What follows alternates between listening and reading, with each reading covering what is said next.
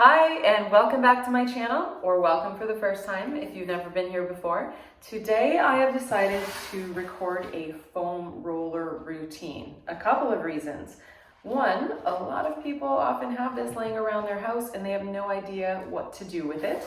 And two, I'm presently within my first 72 hours of having COVID, so I can't do a lot of activity, but I'm doing well, all things considered, other than I'm very stiff as I slept for about the first 48 hours. So I figured I'd record this video, and nobody super loves foam rolling, but you feel so amazing afterwards. And maybe if we do our foam roll together, it'll be a little less painful. Let's find out. Okay, so we're going to start with the calves. You're going to come into this position, so you're kneeling. You're going to take your foam roller and push it up as far as you can towards the knees, holding it there with your hands so it doesn't slide back, and gently dropping your hips back to sit down, and allow that to apply some pressure. Make sure you're taking long, deep breaths. And if your calves are super tender from a long or a hard run, you might need to be a little bit more careful with how much of your body weight you sit down. Okay, and then you're just going to roll it a little bit more towards the heels. And then one more time towards the lowest part of your Achilles tendon there. Nice, so we are going to keep doing this for about 2 more minutes, just going all the way to the top and working the way down. I'm going to switch out. That big foam roller I find doesn't get high enough up into my calves, so if you also have a half foam roller at home, I'm going to switch to that. I'm also wearing slippery pants, I just realized, so it's forcing it further away. But yes, we'll just spend the next couple of minutes trying to use our own body weight with the foam roller to release tension in the calves. And you could keep adjusting, going down, 3 to 4 different points between your knees and your heels during this time. And if you find any tender spots, you can just sit there and breathe into them. Doing your best not to shrug the shoulders up or to fold into any weird positions with your spine. So essentially trying to avoid creating tension in other areas while releasing tension in our calves. Okay, so just using this time to go back and forth on your own calves.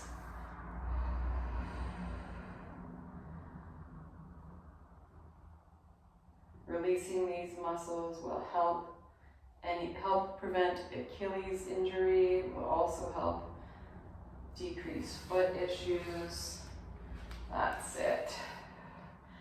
And if you're finding you have any significant trigger points that you're finding in your calves right now, and you want to stay on them longer, when I move on to the next part, just hit pause and work on those areas. Give them some love until you feel like they're letting go.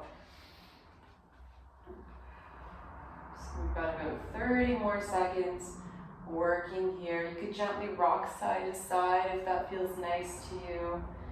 Oh, find those good spots. There's nothing better. That's it, about 10 more seconds. Nice long inhales through the nose, exhaling through the mouth. Awesome. So like I said, if you need more, just hit pause and continue working here. Otherwise, we're going to turn over and start working into the hips, hamstrings. All right, let's get into our hips. I grabbed one of these as well, so if you have a lacrosse ball at home, you might want to just jump to that. This, I find, is a lot more effective, especially if your foam roller is soft like mine. This is a soft one. But anyhow, so a few different ways. You can start, straighten your right leg. And once again, we'll spend 2 to 3 minutes each side. So just moving around your glutes, glutes, feeling it out, trying to find where there's any tender spots. And if there are, go ahead and sit in those spots, breathe into them, see if 10-20 seconds will allow that resistance, usually probably at least 20 seconds, will allow that resistance to let go. So you can carry on if that feels good. You can stay on the forearm, you could be on the hand. You can also cross that right leg over the left knee. Some people find they can get into their hips in a better way doing that. So carry on there. It's all about what feels good to your hips. We're figuring some things out. And if you have a little lacrosse ball, same idea. You'll just find with the lacrosse ball, it can pinpoint spots significantly deeper than a foam roller. So it really is nice to be able to have both a foam roller and a lacrosse ball in your recovery kit. Whoa. If you're using a lacrosse ball and you hit a trigger point, you can also try to pull the leg in when you hit a trigger point and then straighten it, or to do different types of movements while it's on that trigger point. That will give you a nice release. Okay. We're going to switch over to the other side. So same idea, using whichever tool you prefer, the foam roller or the massage ball, supporting yourself with your arms. Just taking another couple of minutes onto the other side. I'll turn and face you. Sit. Remember to try to work your way around to the side of the hip as well. Tends to be some nice tightness there that always appreciates being relieved. Make sure you're breathing. Sometimes you'll hit those points and it's very tempting to hold your breath, but breathing will help your body to let go. Let's sit. Remember, you have that option to cross the left knee over. Sometimes you'll find it gives you more access into the lower part of the back of the hip. Yeah, so it can be as simple as complicated as you like it. You could just use a basic foam roller, keep moving around like this. Find those trigger points, hold, breathe. That's it, excellent. Okay, once again, if you need more time on the hips, go ahead and pause there. Otherwise, let's turn over, let's work into the hamstrings a bit. So rolling the hamstrings can be a little awkward, but we're going to give it a go. So you just want to set the foam roller below you, and you're going to start on one leg. So I'll start with I'll say left leg. So the right leg you can cross over the top, and then you're rolling up and down the hamstring. So from just below the hip to above the knee. And then you rotate the left foot in to get more into the inside of the hamstring, and then out to get into the outside of the hamstring. And you can use the right leg the way I have mine crossed over to add pressure. And same idea, if you feel any tight places, go ahead and stop on those places. Ooh, that would be one for mine. So with my foot turned in and applying pressure this way, I could definitely feel a tight spot there. So you want to find those on your own, wherever they are in your body. Okay, let's switch to the other side. I'm just going to keep moving along. And you just hit pause wherever you need in any of these movements. Okay, wow.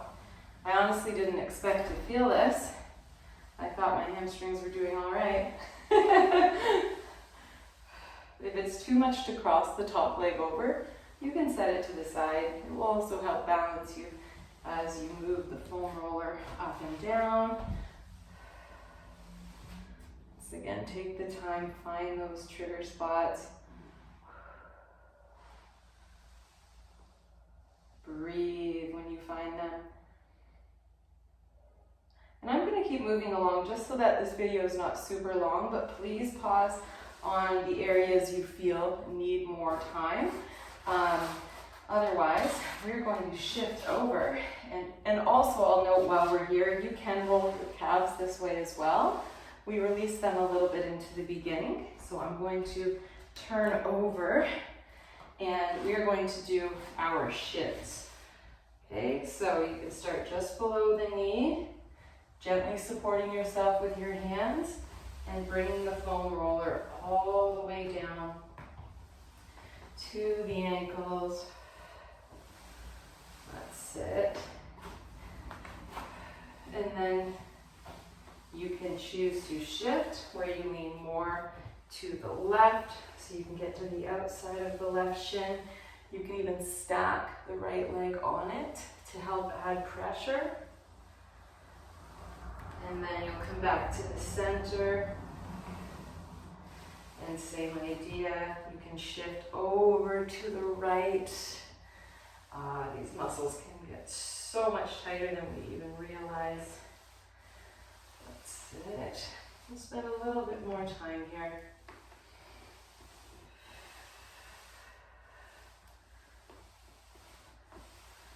Beautiful. And I would say a soft foam roller like this would be good for someone who's not used to rolling.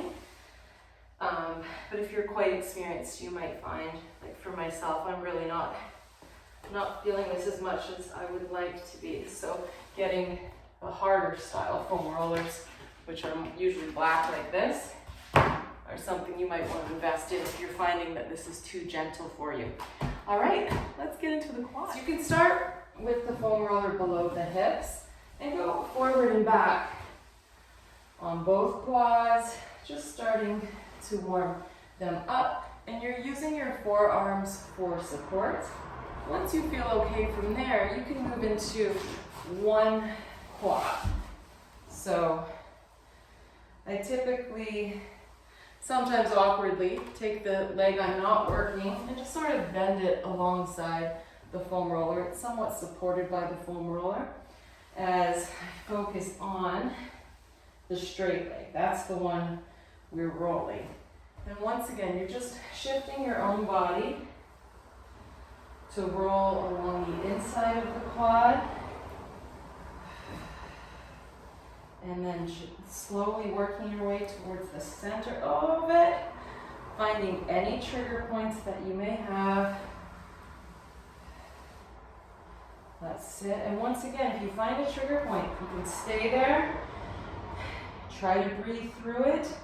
If it's possible, you can squeeze your glutes and try to bring the heel in towards your butt and then let it go.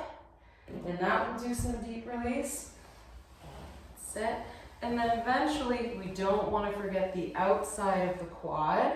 This is super, super important, especially to prevent IT band issues.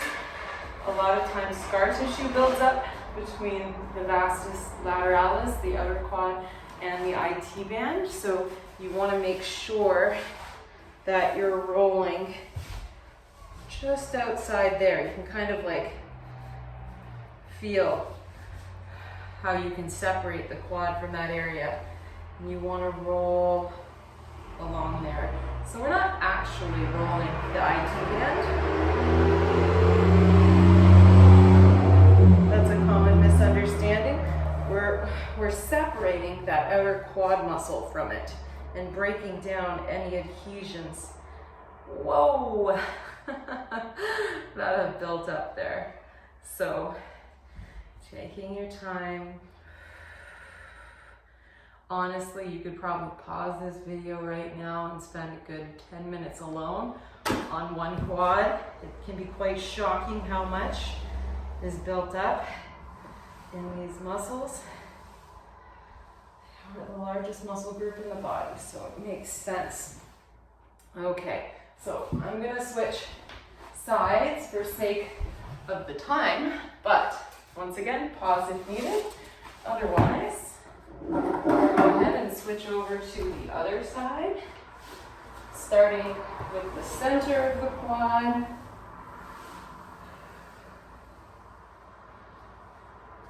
Playing around with different areas.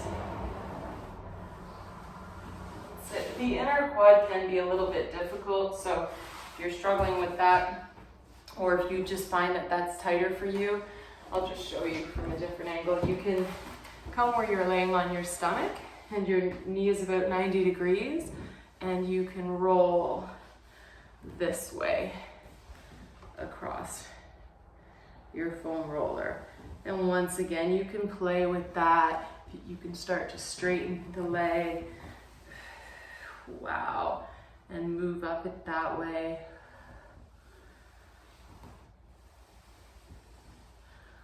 So it all depends if your quad tightness is the center, the inside, or the outside. You kind of have to play around with your foam roller, get to know your body and where it's at. And it will talk to you. I'm sure you've experienced that in this little bit of time together. Wow. Whatever you do, definitely never forget the outer quad. Because that's almost always the place that needs it the most. Not always. Some people surprisingly don't have any issues here at all. I'm not envious.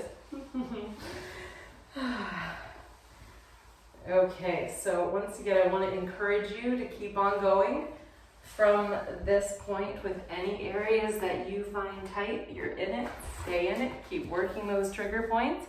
But at least now, if you didn't before, you have an idea of how to release the calves and then roll the shins, the glutes, the hamstrings, the quads.